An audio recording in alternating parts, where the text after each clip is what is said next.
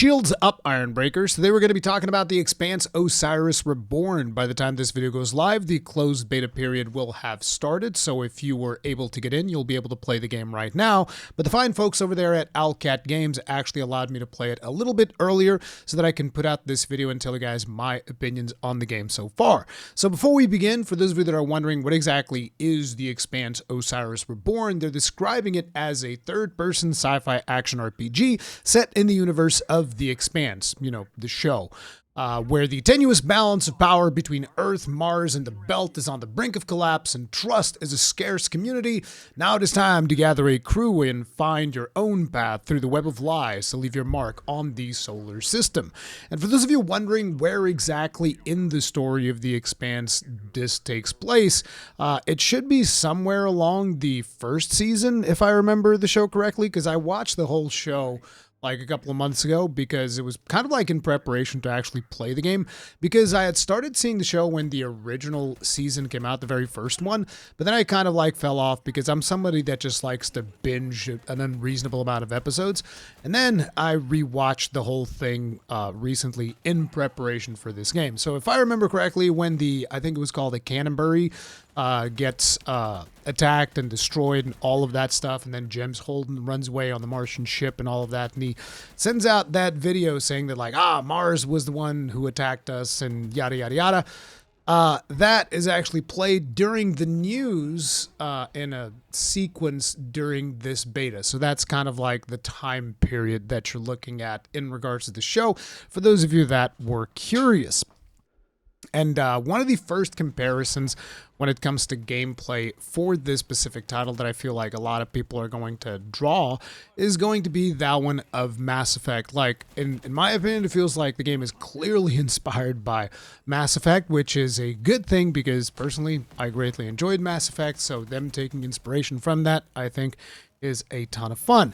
So let's talk a little bit about some of the more technical aspects of the game. It is important to mention that this is still a beta, so a lot of things are likely still going to change, but for a beta, it actually ran fairly solid on my system. I was running it at like 4K. I don't know if I was all maxed out settings or whatever, but it ran fine, mostly above 60 FPS throughout most of my experience with the game, so no real big complaints there. And like I said, still in beta, so that's pretty good. The visuals are looking really, really solid. I feel like it is very immersive. It is very true to the overall vibe that you get from the show itself. There are sequences in this beta where you are within a space station, you know, stuff is happening, and then there are sequences where you are going outside, and they significantly change the overall audio vibes and all of that, and it's just a really good job at keeping things immersive. So from a technical aspect, I found things to be pretty good. In terms of the overall animations, I think that they're good. I think that there are some spots where things can be improved. This is going to be a game that plays mostly throughout its action sequences as a cover-based shooter, and I feel like there's room for improvement, particularly in terms of like the enemies that they're throwing at you. Sometimes, you know, there were some situations where they were coming at me and, you know, they were facing the wrong direction. But like I said, I feel like those can kind of like be ironed out as whenever we get out of the beta period and all of that.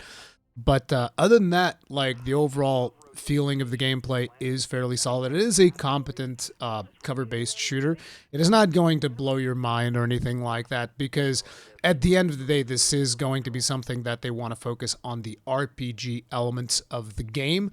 So it is not going to be like, oh, it's just about as good as Gears of War or something like that. You know, the main focus of it is, yes, it has cover-based shooting. It has even some squad-based elements where you can have your squad mate, which is apparently going to be your twin, this character called Jay, and you can kind of like tell them, hey, shoot that thing, make big explosion, attack that guy, do this, do that.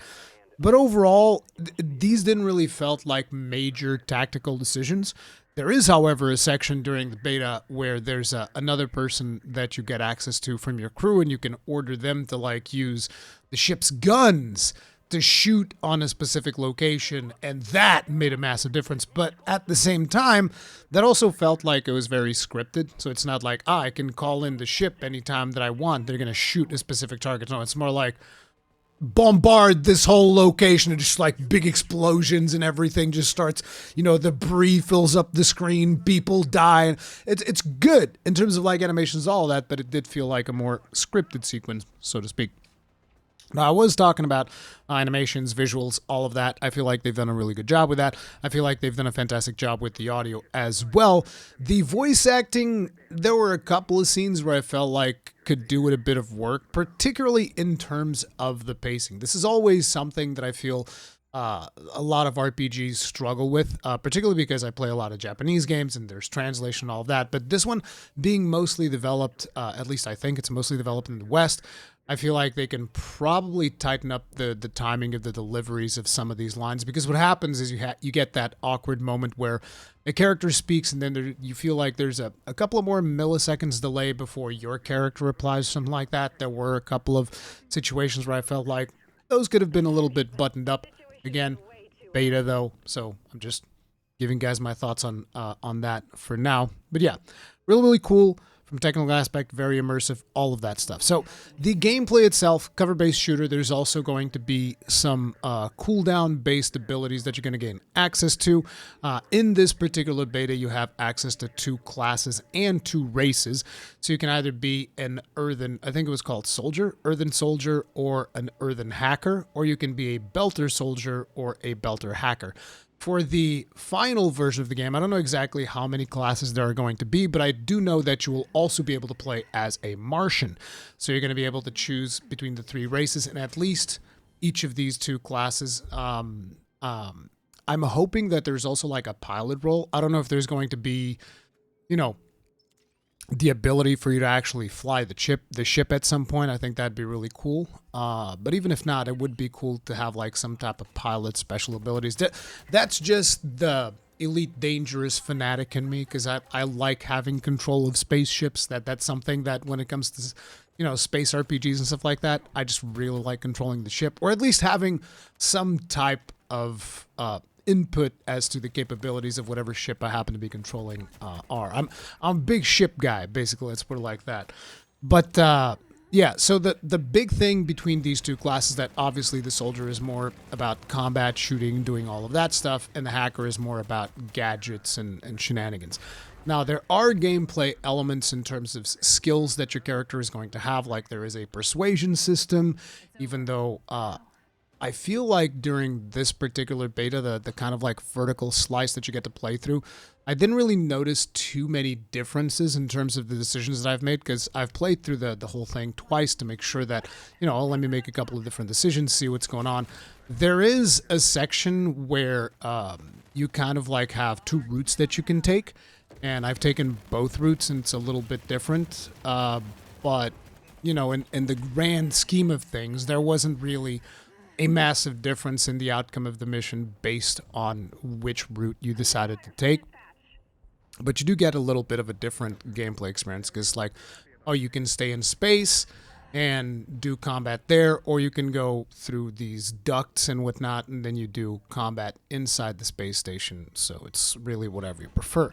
Now, the interesting thing that I found when I started playing with the hacker, I played as an earthen soldier and then a belter hacker.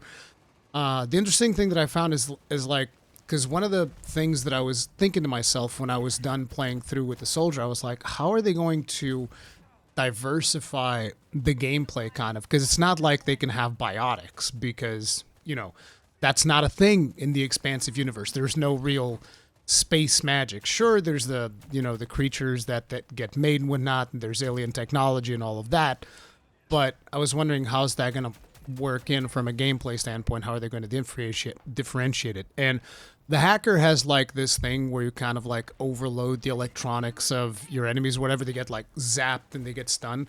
So I kind of feel that gadgets are going to take the place of space magic, so to speak. And I actually really enjoyed it. I enjoyed the hacker playthrough more than I enjoyed the soldier one. because you could like zap enemies and you could send these swarm things that kind of like mess people up. You could also exchange these gadgets, so you can use one of the soldier gadgets later on. You get like a missile launcher type thing. But I feel like even as you choose your class, you'll still be able to have these different gadgets from the hackers, but I don't know exactly how they're going to super differentiate it. But I do like the difference in playstyle that you get from playing the soldier and playing the hacker. It's still just a couple of different cooldown-based abilities, but just the simple little zapping thing gave a different vibe to the gameplay, and I personally enjoyed it.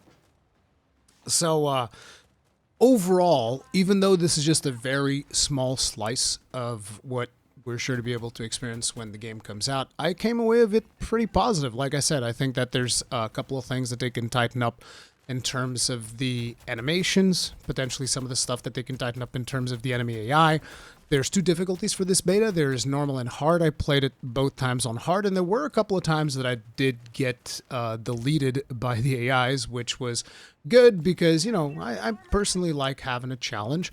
I did notice that the AIs do like to advance on you and throw grenades and do the usual shenanigans that kind of mess you up when you're playing a cover-based shooter, which is a good thing.